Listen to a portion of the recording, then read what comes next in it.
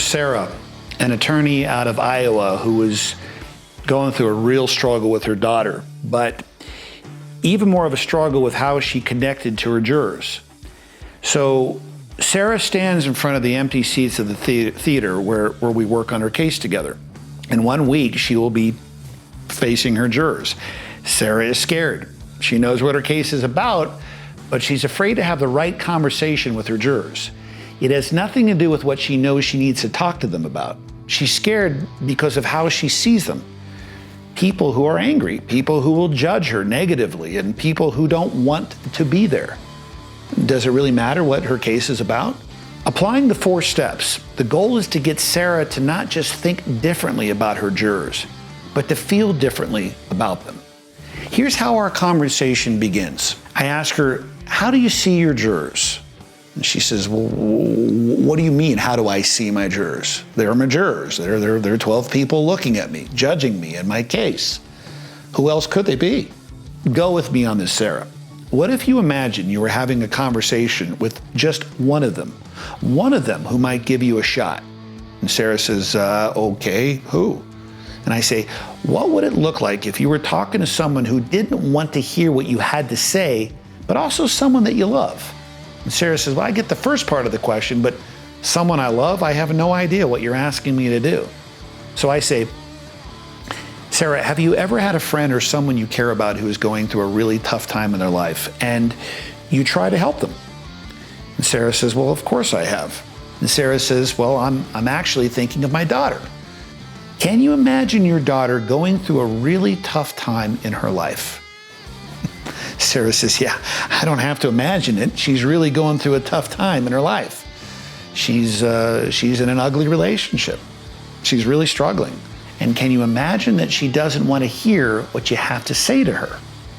And Sarah says, well, she doesn't often want to hear what I have to say to her. Can you imagine what that conversation would look like if your daughter actually began to listen to you? I mean, to actually be helpful to her in her moment of pain. And Sarah says, that would be amazing. I often try to imagine that. Hasn't quite happened yet. She'd leave the stupid jerk. But I keep trying. I mean, I'm her mom. I say, you're her mom.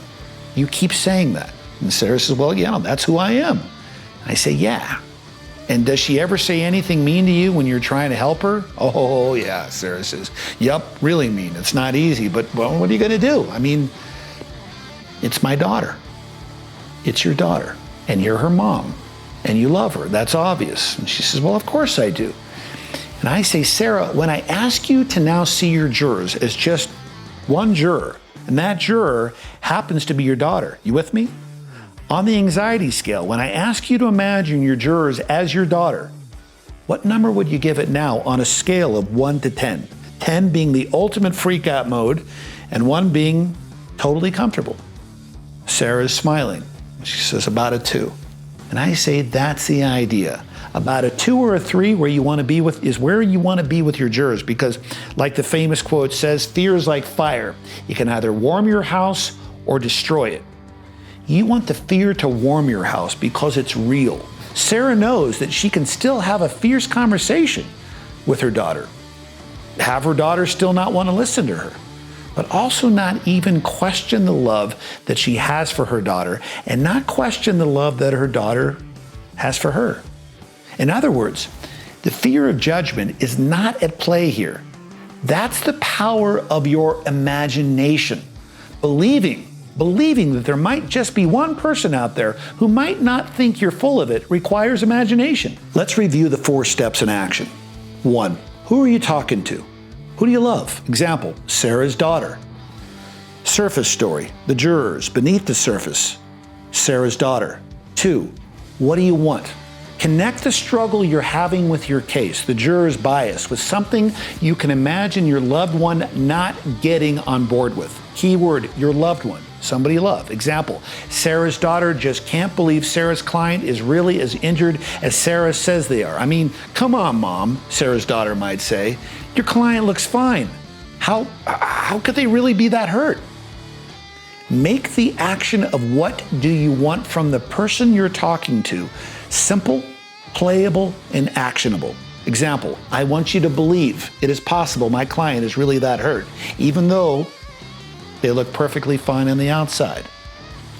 3, what gets in the way of what you want? This is the sacred struggle, the obstacle to be embraced with your listener, not just talked about, with open arms.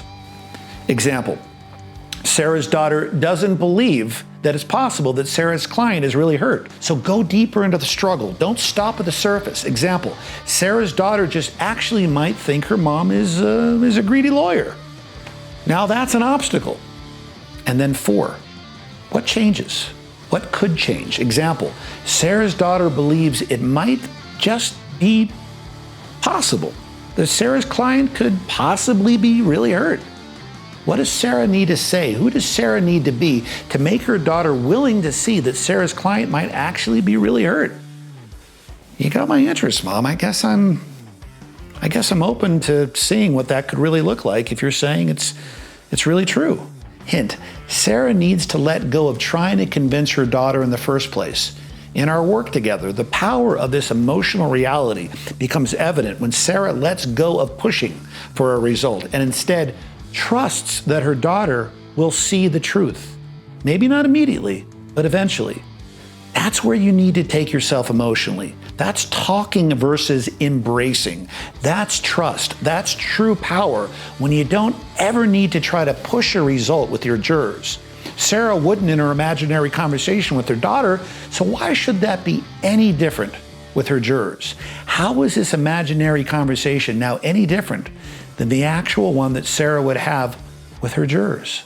It's not that different in terms of what's actually being said, but the conversation is entirely different in terms of the emotional energy that Sarah is bringing into the courtroom. That's credibility.